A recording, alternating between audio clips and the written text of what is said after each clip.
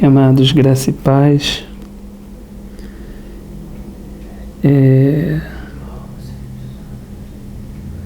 Caminhamos mais uma segunda-feira e na sequência do livro de Salmos. Hoje ficamos com o Salmo de número 80, né? Para ler, para os irmãos compartilharem, todos nós. É um salmo ainda da família de Asaf, né? A gente vem aí nessa sequência de 80 salmos. E essa palavra tem sido todas as vezes, né? Não tantas vezes, todas as vezes tem sido refrigério, tem sido alimento, tem sido direção, proteção, como foi orado para a nossa vida, né? Tem sido luz para o nosso caminho, lâmpada para os nossos pés. Através da palavra do Senhor também tem gerado vida no nosso coração, né? Ele coloca o título para o mestre de música, de acordo com a melodia, os lírios da aliança. Salmo da família de Asaf também. Escuta-nos, pastor de Israel, tu que conduzes José como um rebanho, tu que tens o teu trono sobre os querubins e manifesta o teu esplendor. Diante de Efraim, Benjamim e Manassés, desperta o teu poder e vem salva-nos. Restaura-nos, ó Deus, faze resplandecer o teu rosto e seremos salvos. Ó Senhor Deus dos exércitos, até quando te indignarás contra a oração do teu povo? Tu o alimentaste com pão de lágrimas e o fizeste beber copos de lágrimas. Fizeste de nós um motivo de disputas entre as nações vizinhas, e os nossos inimigos caçoam de nós. Restaura-nos, ó Deus dos exércitos, faze resplandecer o teu rosto e seremos salvos. Trouxeste do Egito uma videira, lançaste fora as nações e a plantaste. Limpaste o terreno, ela lançou raízes e encheu a terra. Os montes foram cobertos pela sua sombra, e os mais altos cedros pelos seus ramos. Estendeu ela a sua ramagem até ao mar e os seus rebentos até ao rio. Porque lhe derrubaste as cercas, de modo que a vindimam todos os que passam pelo caminho. Javalis da floresta a devastam, e as criaturas do campo dela se alimentam. Volta-te para nós, ó Deus dos exércitos. Dos altos céus, olha e vê. Toma conta desta videira. Protege o que a tua mão direita plantou, o sarmento que para ti fortaleceste. Está queimada pelo fogo, está cortada, eles perecem pela repreensão do teu rosto. Repouse a tua mão sobre aquele que puseste a tua mão direita, o Filho do homem, que para ti fizeste crescer. Então, não nos desviaremos de ti. Vivifica-nos e invocaremos o teu nome. Restaura-nos, ó Senhor, Deus dos exércitos, faze resplandecer o teu rosto e seremos salvos. Amém. Então, esse salmo que também é uma música, né? Que também tem uma melodia, é um salmo, mais um salmo também de súplica, né? De pedido de ajuda, de pedido de socorro, um pouco mais do que um pedido de socorro, talvez um pedido de restauração, né? Um gemido de reparação, de restauração. E o versículo 1, assim, eu fiquei pensando, né? Não é toda hora que normalmente a gente vê esse registro, né? Ele começa assim: escuta-nos, pastor de Israel. Realmente ele coloca: escuta-nos, ó Deus, escuta-nos, Senhor. Nós vimos muitas vezes, né? Escuta-nos, grande rei ou aquele que está assentado, né? E normalmente está sempre ligado a essa figura, né? O que de repente vem ao coração dos irmãos assim quando ele prefere começar o salmo clamando ao pastor de Israel?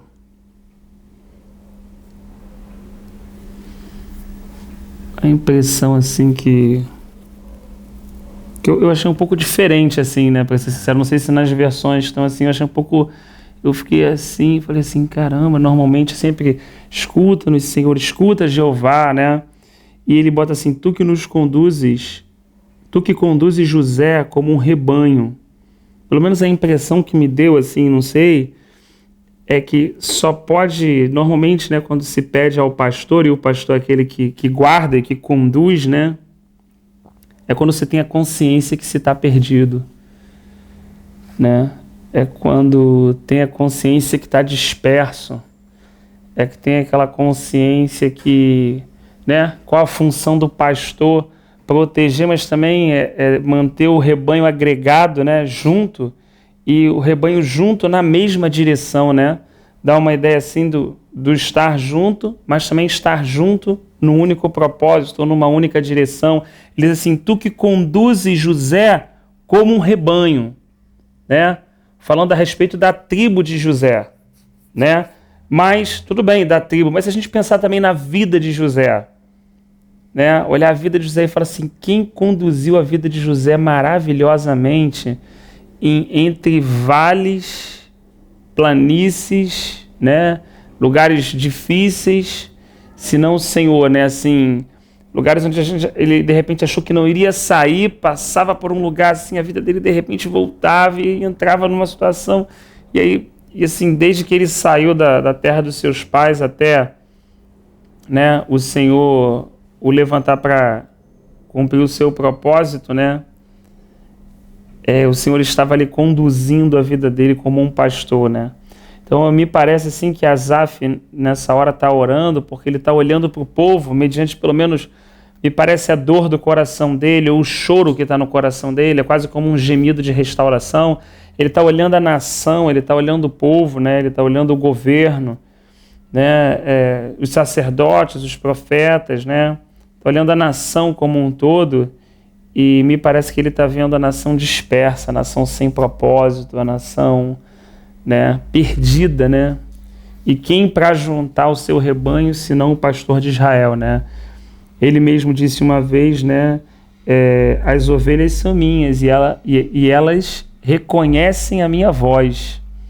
Então, o que ele está falando aqui? Não, Senhor, não adianta um homem levantar ali, o outro homem aqui, o outro aqui, mas se o Senhor chamar, se o pastor de Israel erguer a sua voz, então as ovelhas ouvirão a sua voz e irão até ele.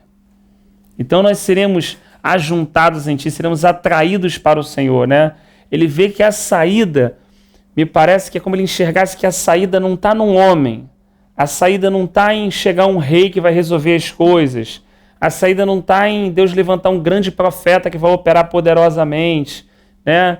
Não, parece que ele percebe que pelo ciclo da história, pela postura do povo, pelo comportamento do povo, há somente uma saída, quando o Senhor mesmo chama, né? Quando o próprio pastor, com o seu cajado, bate no chão e eleva a sua voz, então as ovelhas ouvem a sua voz e reconhecem essa voz, né? Então, assim, me parece que ele tenha usado essa palavra pastor de Israel, talvez por esse momento que ele mesmo estivesse atravessando, sabe? Os irmãos já tiveram aquela sensação de quando nós sentimos aquela necessidade de sermos apacentados por outros irmãos, né?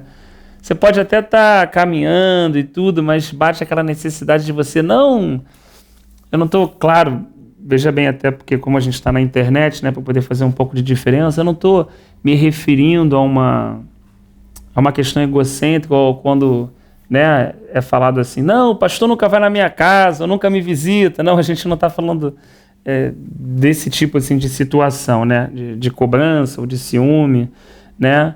é quando a gente sente a necessidade de ser apacentado por alguém, né? É como o Senhor levantasse, né?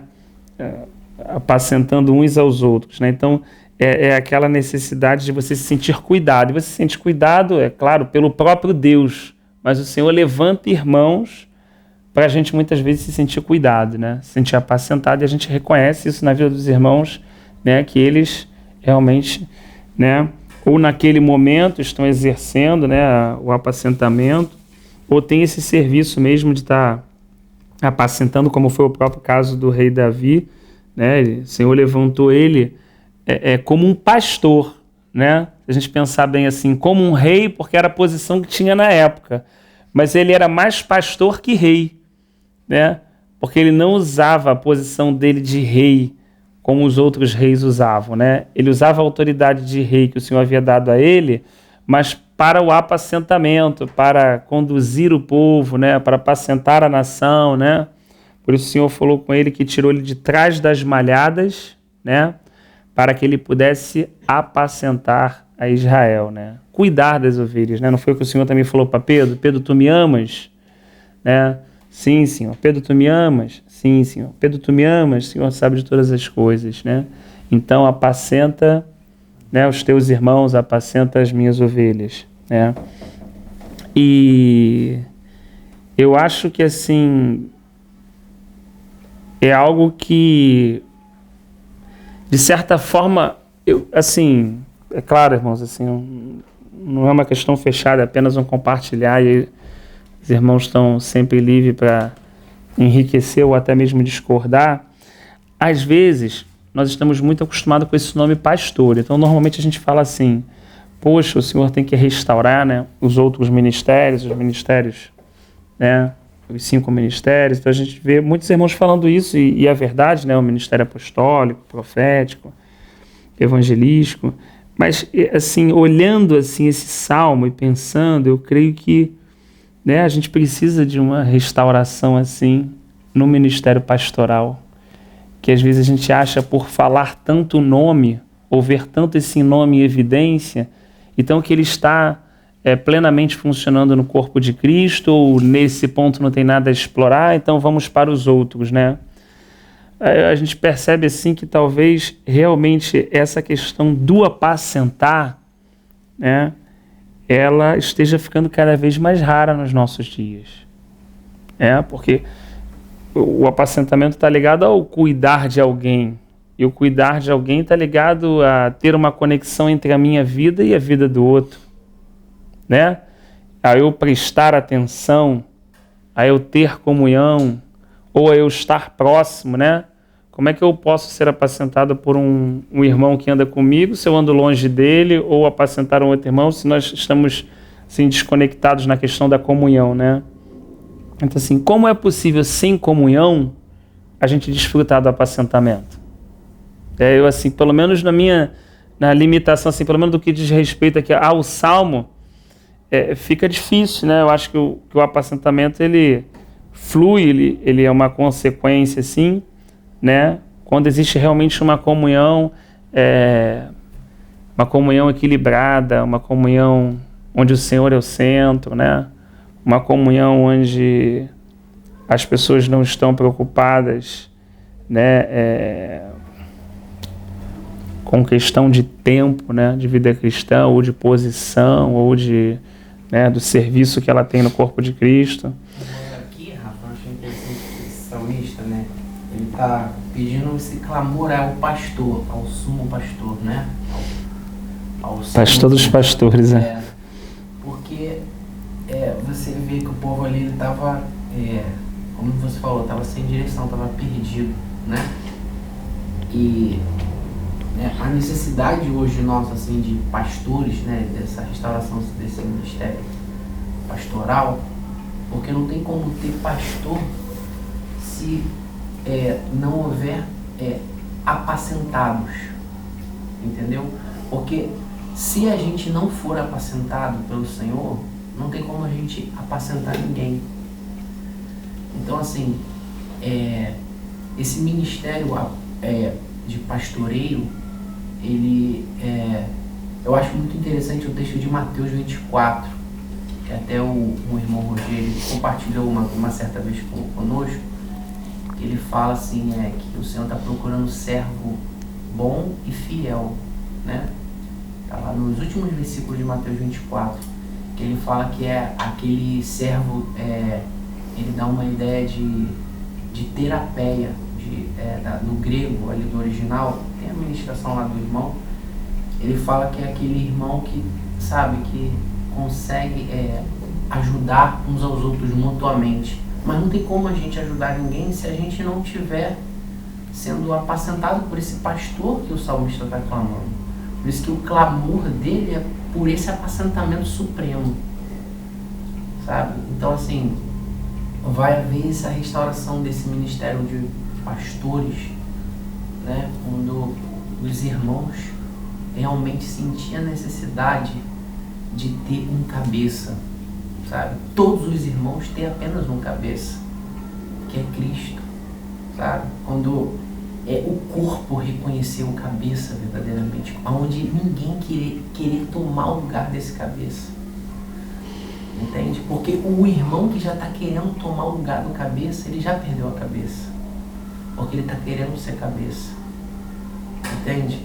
Então, assim, você vê que não é nenhuma questão de, sabe, às vezes não é nem que o irmão queira tomar aquela posição, mas é por falta de conhecimento da palavra, falta de conhecer, e não tem como não conhecer se não atravessar não passar pela cruz. Você pode ver, irmão, quando o irmão passa pela cruz, irmão, você não vai ver ele querendo encabeçar nada, você não vai ver ele querer tomar frente de nada. Porque quando a gente passa pela cruz, a gente vê que só tem um que tem condição de encabeçar alguma coisa. Só tem um que tem a condição de dar direção para tudo, que é o Senhor Jesus Cristo. Por isso que o salmista aqui está clamando por essa ajuda. Porque ele passou por esse vale, ele passou por essa cruz, sabe? E ele vê que só quem pode dar direção para todo o povo não é ele, é o pastor, o sumo pastor das ovelhas. E aí, quando esse sumo pastor entra e, sabe, e assenta no seu lugar, você vê que ele diz aonde esse pastor está assentado no versículo seguinte. Olha o que ele fala: Senhor dos exércitos, cadê? Ó, tu que tens o teu trono, ó, ele encabeçou o Senhor. Ele botou o Senhor como pastor, botou o Senhor como cabeça. Ele encabeçou o Senhor. Entende? Ele encabeçou o Senhor. Por isso que Paulo fala que Cristo é o cabeça do corpo da igreja. É um detalhe sumo importante. Sabe? É um detalhe mínimo. Mas que por falta de consciência, muitas das vezes nossa, por debilidade nossa de não conhecer verdadeiramente a obra redentora da cruz, o ministério da piedade, o ministério da redenção, da ascensão do Senhor, da obra da cruz, a gente quer botar alguém no lugar do Senhor, sabe? A gente acha que algum super-homem pode entrar no lugar do Senhor. Irmão, isso é prática, eu falo isso porque eu faço isso. Quando tá tudo ruim, aí tem uma situação que eu sou fraco, aí eu vou lá e coloco aquele irmão no lugar do Senhor. Eu não coloco o Senhor, não coloco, não, calma aí, esse irmão aqui que é a solução, deixa eu ligar para ele. Não que a gente não possa, como você falou, essa mutualidade, mas que a gente possa reconhecer que é o Senhor. Ele é o cabeça de tudo, sabe? Que o salmista, ele começa a entronizar o Senhor, ele começa a colocar o Senhor no lugar dele devido, no encabeçamento de Cristo, sabe? Botando o Senhor no... O povo está perdido, não tem como, o povo está sem direção. Então, esse ministério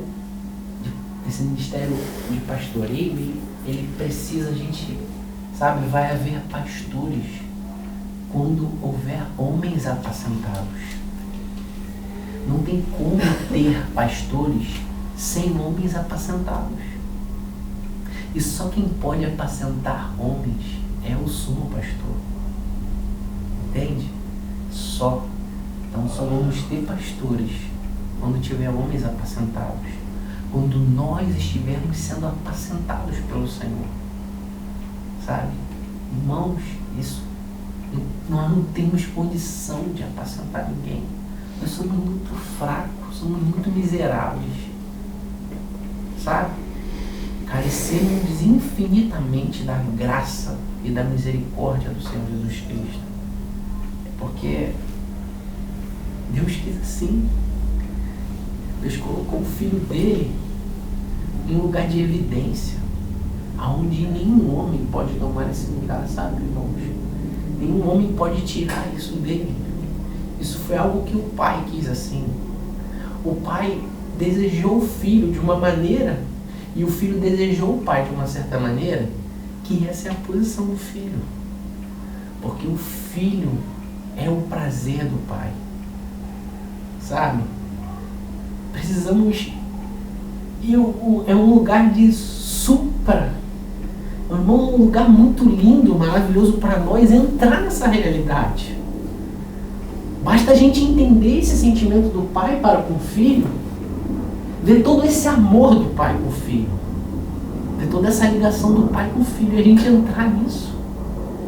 E vamos receber tudo isso, irmãos, de graça, por causa de todo o prazer do Pai está no Filho. Então se estende para nós. Entende?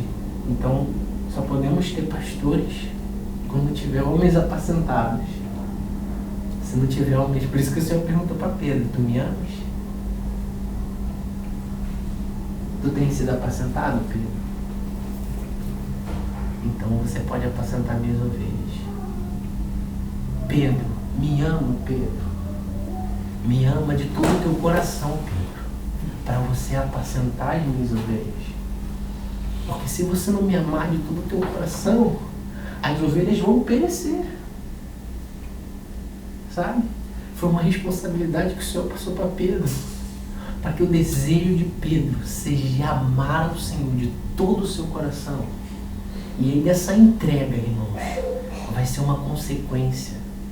Por causa desse prazer do Pai com o Filho, vai ser uma extensão desse derramamento dessa graça e de apacentar. Entende que agora o nosso amor com o Filho está ligado ao salvamento do corpo. E aí esse salvamento ser estendido, irmãos, a mais e mais pessoas, a ser estendido na nossa casa, a ser estendido no nosso vizinho. O nosso vizinho precisa receber desse amor, o nosso amigo do trabalho. Mas se nós não amarmos o Senhor, não temos como transmitir isso. A gente breca. É como se a gente fechasse o canal, sabe? Fechou o canal. E aí levamos mais pessoas para esse amor, e mais pessoas vão entrando nesse amor, e aí ninguém é centro, irmãos. O centro é o Senhor. Ele é o cabeça. Sabe? O salmista, ele está clamando porque ele vê o desespero do povo. Ele sabe. Entende? Perdoe se eu não um pouco, irmão. Amém. Eu lembrei daquela passagem que o Senhor fala, eles são ovelhas como sem pastor, né? A impressão, né? Tanto o Antigo Testamento como o Novo Testamento, o Senhor usa essa passagem. Eu fico pensando que talvez essa passagem tenha sido dita nesse mesmo espírito que o salmista está orando aqui, de ver essa dispersão, né? E realmente o que o une, né, é esse lugar mais elevado, mais alto, né? Que ele colocou, que ele reconheceu que o Senhor está, né? Não que ele colocou, que ele reconheceu que o Senhor está naquele local, né? Tens o trono sobre os querubins, manifesta o teu esplendor diante de Efraim, Benjamim e Manassés, desperta o teu poder e vem salvar-nos, né?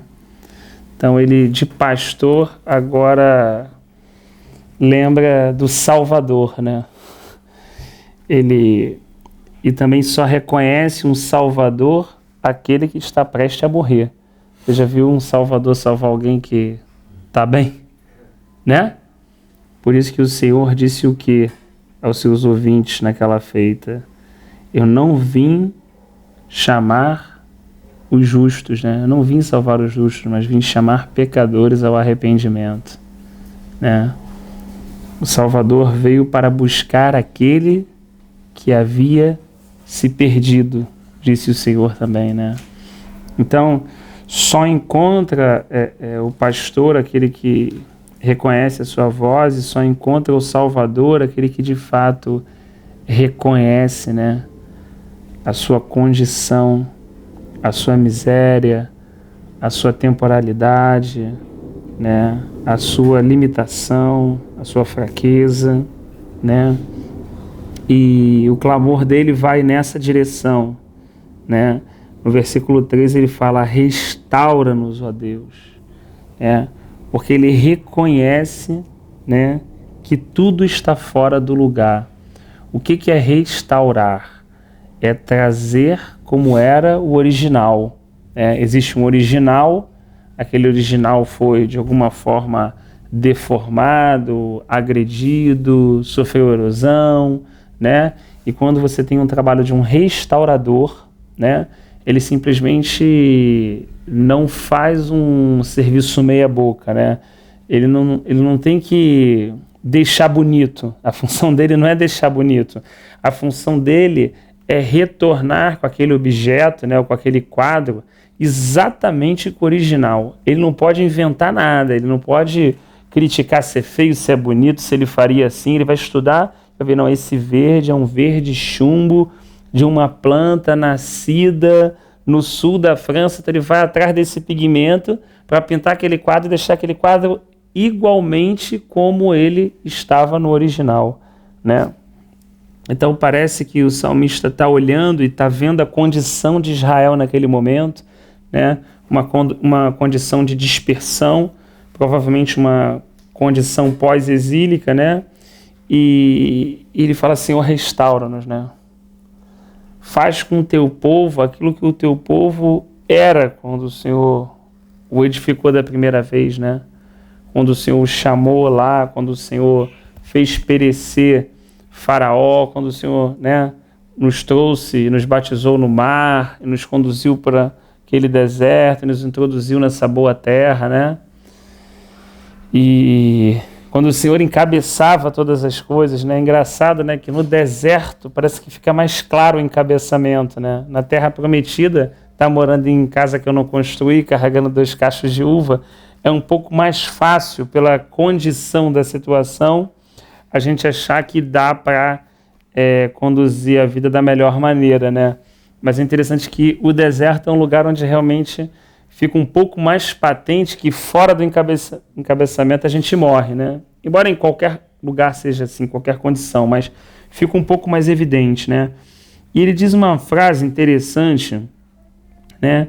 Faze resplandecer sobre nós o teu rosto para que sejamos salvos. Então ele não só pede salvação, mas parece que ele conhece o meio pelo qual ele pode ser salvo. Isso eu achei assim muito interessante, né? Eu fico pensando assim, qual deve ter sido o maior questionamento na cabeça de Adão? Eu fico pensando nisso, né? Assim, né? Claro, né? Só apenas um pensamento assim, né? Mas vamos tentar nos colocar no lugar de Adão assim, né? Você é criado, sopra sobre você, né? O Espírito, você se torna uma alma vivente, você é colocado num lugar de perfeição, num local onde existe uma harmonia, onde você foi chamado para ter o governo, né? Onde você ali é o cabeça da criação, porque você foi chamado ali para governar, então aquilo que foi criado, né, foi sujeito a você. Qual seria sua maior curiosidade ou aquilo que mais intrigaria o seu coração, se não conhecer quem criou você? Porque ali onde você foi colocado, você governa, você sujeita os animais, né?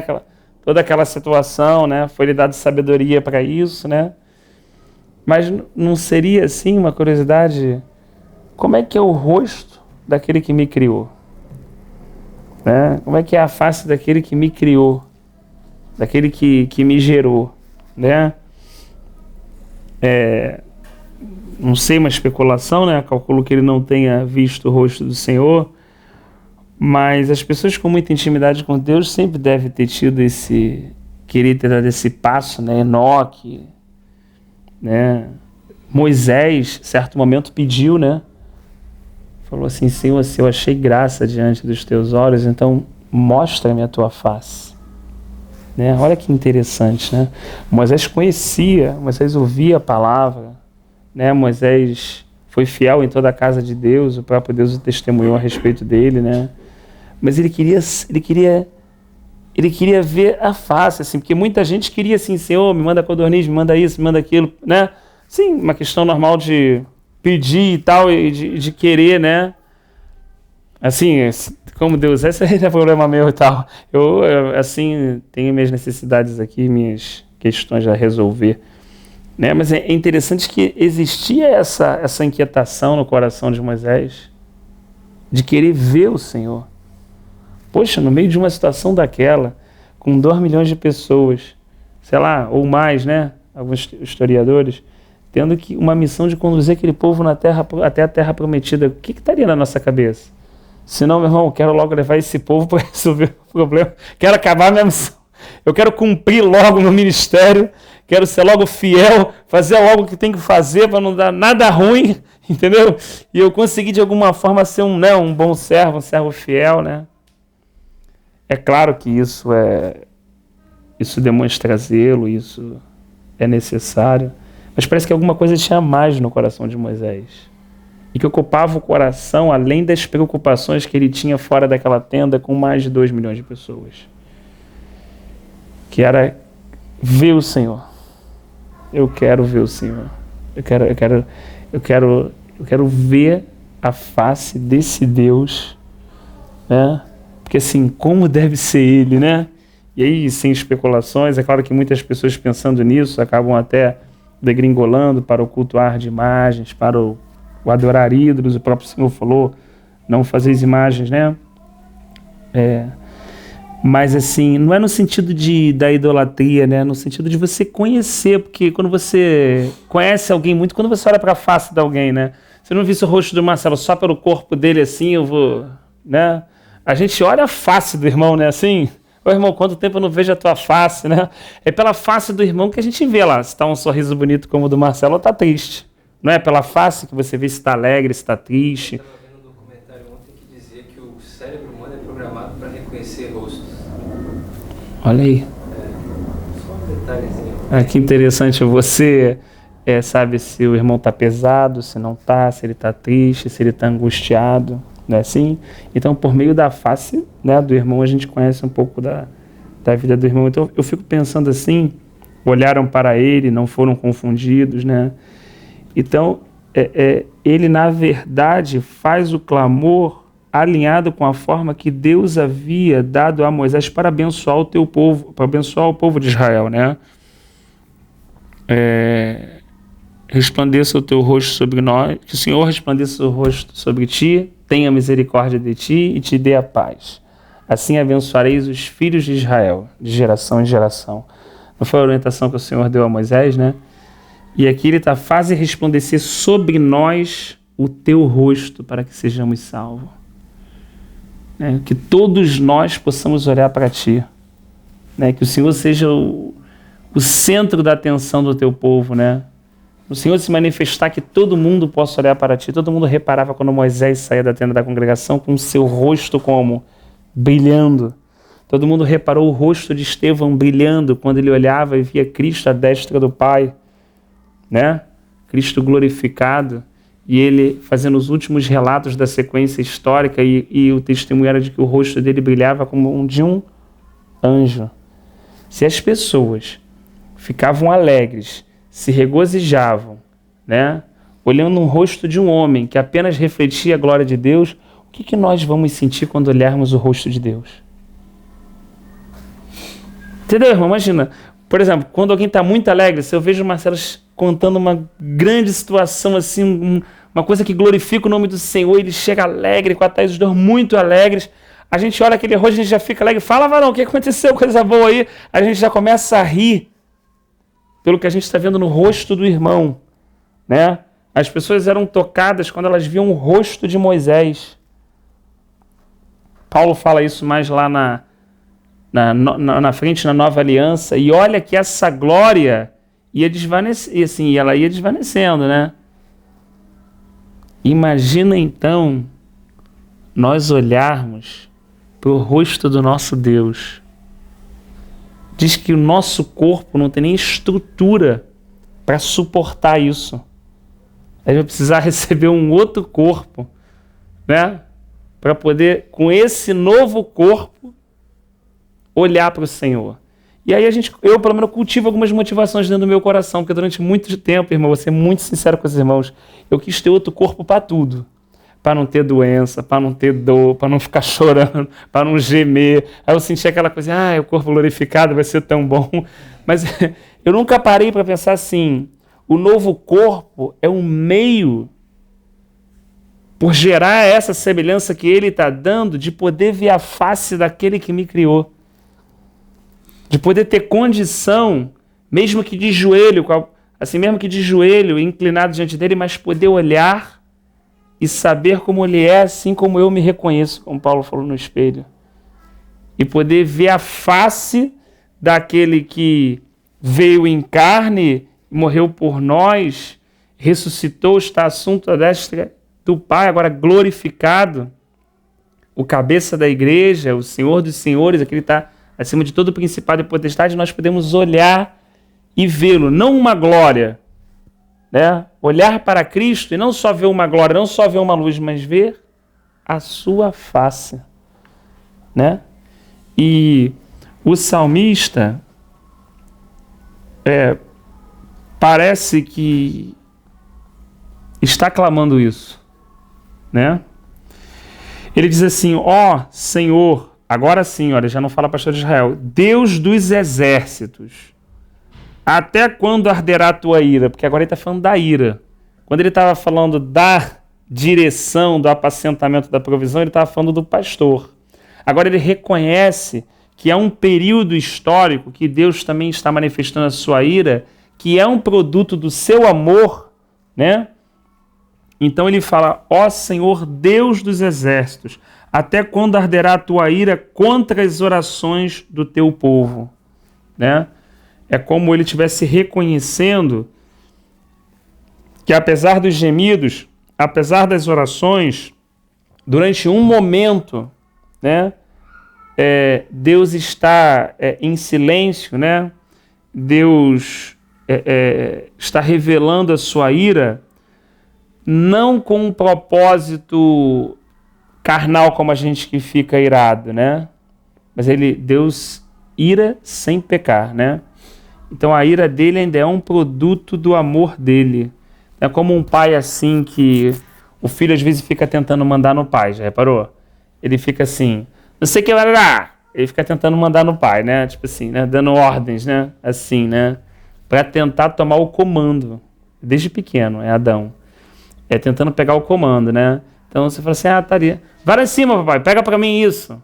Não sei o que, pai, fica... Não, já falei, não sei o que, fica dando ordem. Então, quando você dá um corte naquela situação, quando você corta aquilo, para poder ensinar a questão da autoridade, né? Quando você dá um corte, normalmente com questão de autoridade tem que ser um pouco firme, um pouco duro.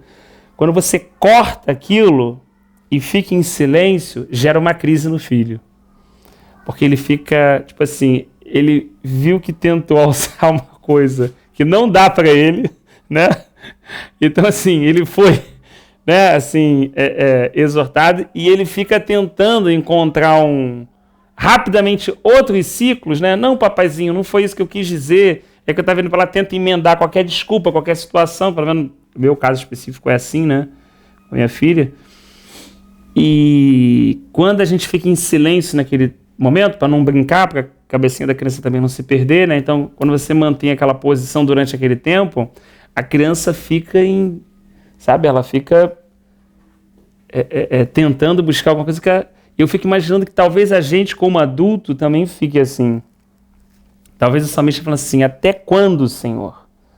Até quando? Mas a gente sabe que esse até quando do Senhor, a gente sabe que o salmista também diz, que a gente já leu nos salmos atrás, que o Senhor nos disciplina por um breve período de tempo, né? Ele nos deixa numa tribulação, numa pressão, depois o Senhor nos tira e coloca sobre num monte alto, numa rocha firme, né? Não é o que ele diz? Mas existe um momento, existem esses momentos que Deus se relaciona com a gente dessa forma, né?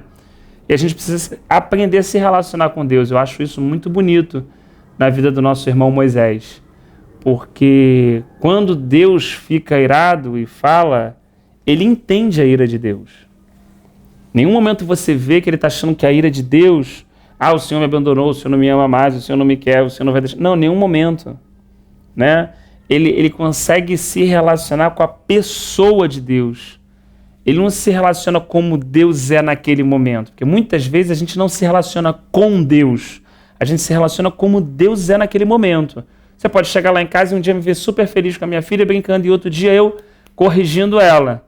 Dependendo do dia que você chegar, você pode falar assim, caramba, o Rafael é um banana. Ou, pô, o Rafael é muito duro, ele é muito assim, né? Porque você vai olhar o Rafael do momento.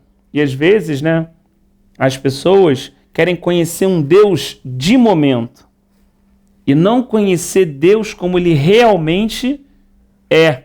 A pessoa dele. Ele pode estar irado, ele pode estar alegre, ele pode estar triste, como disse a palavra, mas isso são expressões dele, dado aquele momento que ele está vivenciando com os homens. Mas quem ele é?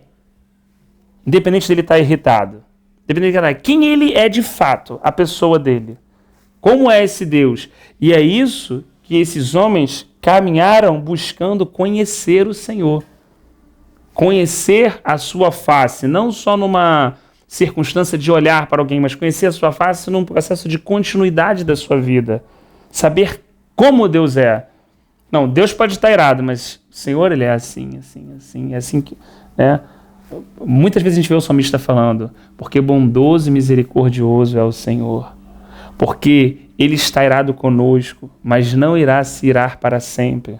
Porque ele não nos trata segundo a multidão dos nossos pecados, mas segundo as suas muitas misericórdias. Então a gente está ouvindo a declaração de alguém que foi conhecendo a Deus numa questão relacional, numa questão não de momento, né? Numa questão de continuidade. Então, ele fala assim, tu alimentaste esse povo, né, com pão de lágrimas e o fizeste beber copos de lágrimas. Fizeste de nós um motivo de disputa entre as nações vizinhas e os nossos inimigos caçoam de nós. Então ele reconhece que em um certo momento, né, não é que o Senhor esteja fazendo isso, assim, como é que eu poderia... Na verdade, o próprio povo leva a essa condição. É como se você falasse assim, tá vendo, pai, você é um chato, você não me deixa ir para lugar nenhum. Mas não é que eu não te deixo para lugar nenhum. Eu ia deixar você ir passear para a praia, mas você fez uma malcriação, agora você vai ficar em casa. Então, tipo assim, agora você quer me dizer que eu sou o pai que não deixa você ir para a praia? Não, você estava livre para a praia, o carro estava ligado, já estava tudo certo. Agora você fez uma malcriação, você não vai ter os priminhos, você não vai, pô. Então, assim, será que eu sou o pai que não deixa ir para a praia? Ou, na verdade, ela entrou numa circunstância, se colocou numa circunstância onde fechou a porta para ir para a praia? Né? Então, aqui é como assim, o povo entrou numa circunstância onde a porta ficou fechada. Entende? Moisés entendeu a situação e falou assim, não, realmente, o Senhor tem que me... O Senhor vai me disciplinar, vai me corrigir e o Senhor vai ser assim. Né? E aqui o povo não está tentando tatear, está tentando ver o amanhã, né? Aí ele ora, restaura-nos, ó Deus dos exércitos, faze resplandecer sobre nós o teu rosto para que sejamos salvos. Olha só, pela segunda vez ele clama pela face. Pela segunda vez ele, Senhor, eu quero ver o teu rosto, né? E aí ele começa a dar uma linha, né? Trazer uma linha do projeto de Deus. Desde a saída do Egito, como a gente falou, ele fala de uma forma figurada, né? Como Jeremias também fala, a videira aparece lá. Do Egito trouxeste uma videira, expulsaste as nações e a plantaste. Está falando do próprio povo. Limpaste o terreno, né? Ela lançou raízes e encheu a terra. Os montes foram cobertos pela sua sombra, os mais altos cedros pelos seus ramos. Seus ramos se estenderam até o mar e os seus brotos até o rio. Então está falando o quê? Do crescimento, da expansão desse povo, né? Da bênção que estava sobre esse povo, né? Na metáfora aqui da videira, né? Por que derrubaste as suas cercas, permitindo que todos passem e apanhem suas uvas? Ele está perguntando assim, por que o Senhor, o que protege a videira? A cerca. O salmista está orando assim, por que o Senhor derrubou a cerca? Mas a cerca não fala de separação? A proteção está na separação. Na verdade, quem derrubou a cerca? Deus ou o povo? O povo. Quem se misturou com as outras nações, como ele falou aqui nos outros salmos? O povo. Então, na verdade, não foi o Senhor que derrubou a cerca. Ainda que ele esteja orando assim por uma questão da oração, do clamor, mas na verdade quem derrubou a cerca foi o povo. E quando o povo derrubou a cerca, o povo tirou o quê? A proteção. Lembra que Jesus falou? Jerusalém, Jerusalém, eu quis ajuntar vocês como uma galinha ajunta os seus pintinhos, mas vós não quiseste. Então assim, eu quis proteger vocês, mas vocês não quiseram ser protegidos. Por isso virá repentina desolação e destruição. Não porque Deus está se colocando nessa posição, mas simplesmente porque foi uma posição que originou no povo de não querer ser protegido por Deus. Entende como é diferente? Então, em alguns momentos da minha vida, certas declarações, aí eu repenso falando assim, poxa, será que Deus... Na verdade, surgiu em mim uma atitude, né, para que o Senhor esteja me tratando, me conduzindo, né, me apacentando. Então, assim, ele coloca dessa forma, javalis da floresta, está falando de bestas feras, a devastar e as criaturas do campo se alimentam dela, porque a cerca caiu. Ele fala, volta-te para nós, ó Deus dos exércitos, dos altos céus olha e vê, toma conta desta videira. Olha que interessante. Da raiz que a tua mão direita plantou, do filho que para ti fizeste crescer. Então, olha só, é como o povo tivesse reconhecendo que Deus é Senhor dele. Tipo assim, poxa, Senhor, deu, né, como eu acho, na minha cabeça, pelo menos pensando, né, Senhor, deu muito errado. Ou melhor, deu tudo errado. Mas o Senhor é Deus e nós somos a tua videira. Então olha do céu, Senhor, e vem com a tua mão sobre a videira e restaura-nos, né? Ele pede para o Senhor, volta-te para nós, Senhor. É claro que quando ele está pedindo volta-te para nós, é porque dentro do coração dele o Espírito já gerou também um movimento dele se voltar para Deus.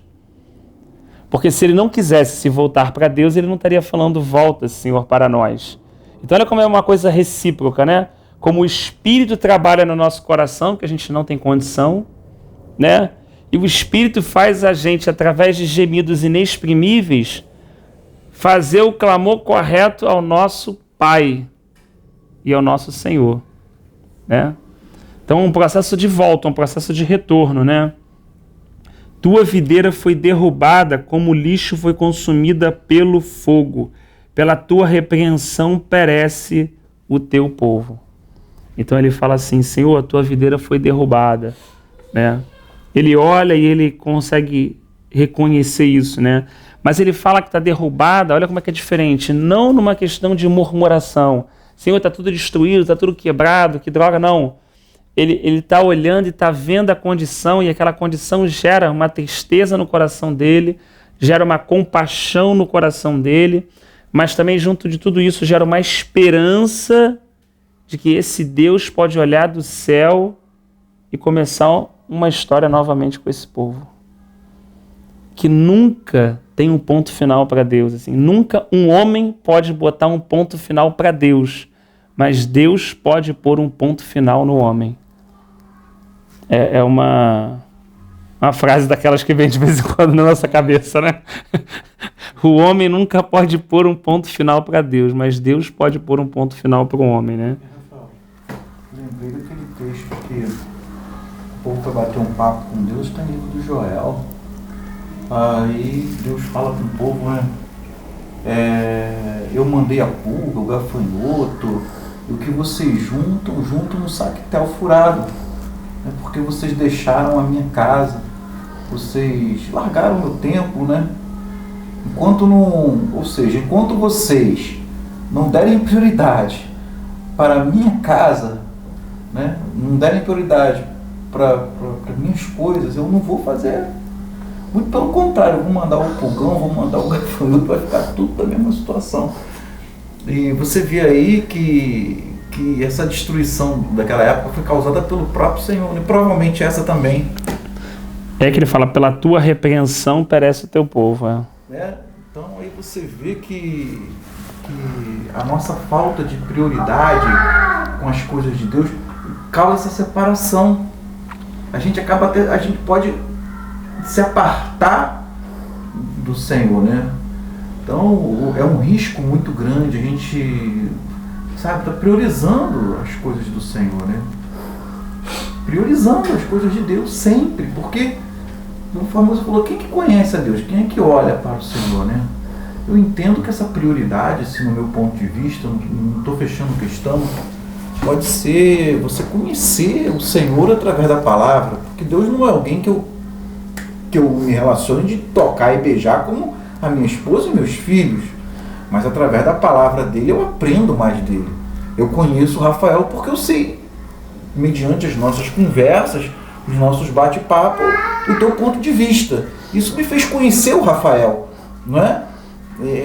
Então, Deus acho que é a mesma coisa, né? Então eu vejo dessa maneira. Se a gente buscar essas experiências, né, do passado, vivendo elas, é uma maneira da gente conhecer o Senhor, para a gente estar sempre assim, com aquele sinalzinho de alerta, priorizando as coisas do Senhor na nossa vida, né? No tocante a estar sempre na disposição de se deixar ser usado por Deus, até mesmo dentro de casa, começando dentro de casa, né, no trabalho, na rua, tendo esse coração voltado para isso, né? E hoje a gente não vê as pessoas priorizando o Senhor. As pessoas vão para a igreja para priorizar a vida delas, né? Os interesses delas, né? Muitos fazem daquilo ali um comércio, um lugar onde elas se divulgam. Essa que é um clube social, né? E corre o risco de Deus de se ver numa situação onde o Senhor está se apartando deles, né? Então, eu acho que fica de alerta, né, para a gente estar buscando priorizar o que é Deus, né? O que é de Deus na nossa vida.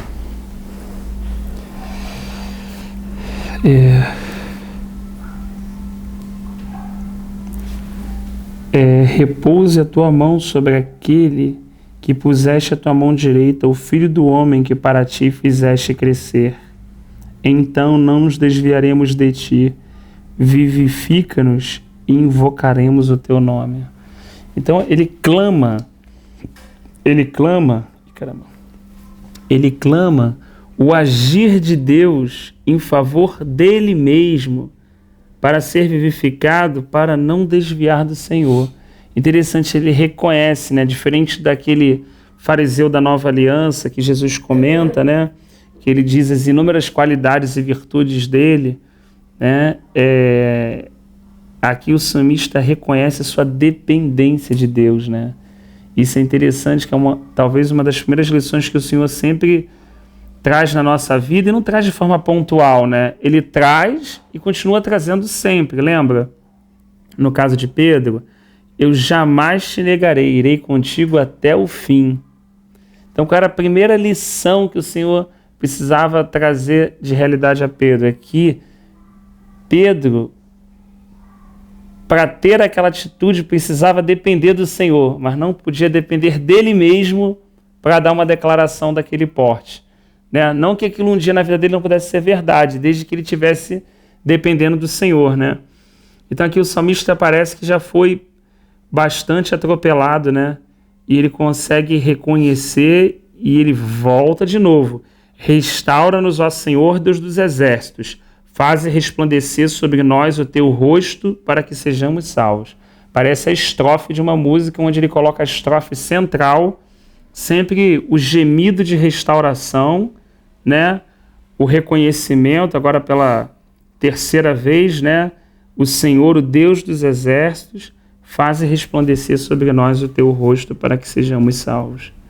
Né? E eu acredito que às vezes era um salmo, né? Tinha uma melodia para ser cantado, corria-se o risco de cantar esse salmo sem saber o que ele significava, né?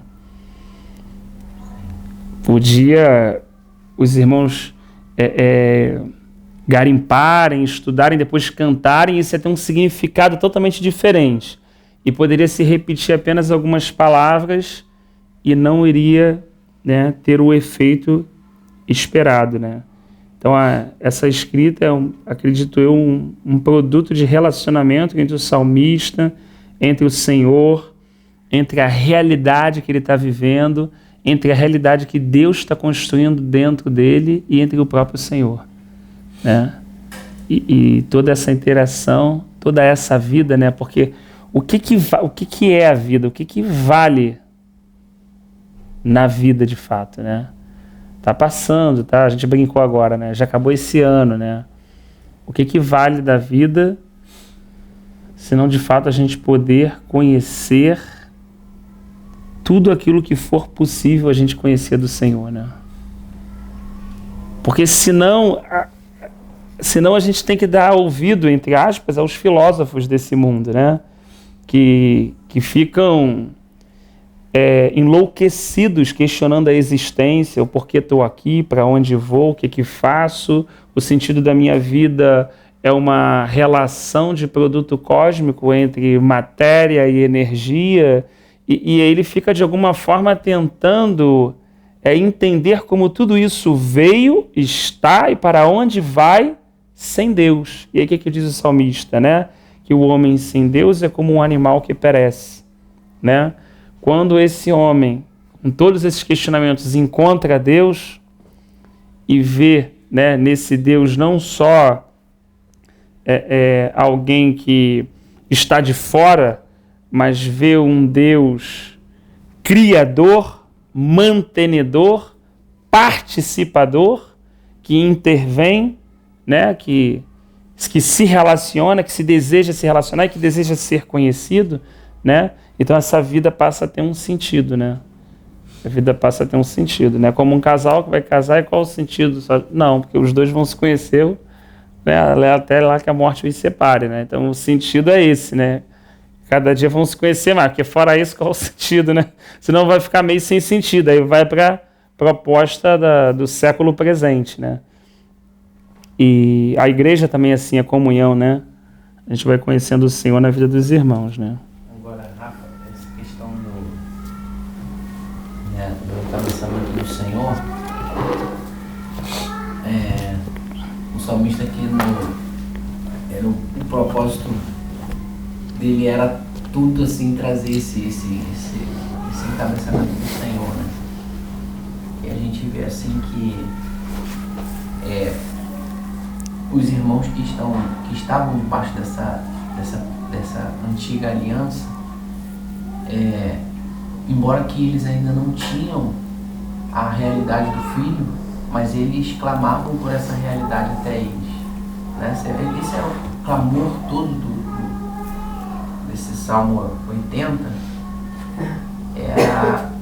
era o clamor dessa realidade, sabe, do Filho, desse por isso que foi como você chamou a atenção, ele começa como chamando a atenção do pastor, né, assim, e a luta, né, que nós vivemos hoje, assim, trazendo para um lado hoje, as das pessoas verem Deus sem esse encabeçamento do Senhor. Essa é a batalha. Você vê, antes os irmãos não tinham esse encabeçamento manifestado em carne, que sujou os seus pés aqui na terra, que veio com seus pés, e eles o desejavam o ter. Hoje, a nossa realidade, as pessoas querem ter esse Deus sem reconhecer esse encabeçamento do Filho. Essa é a nossa maior luta, sabe assim?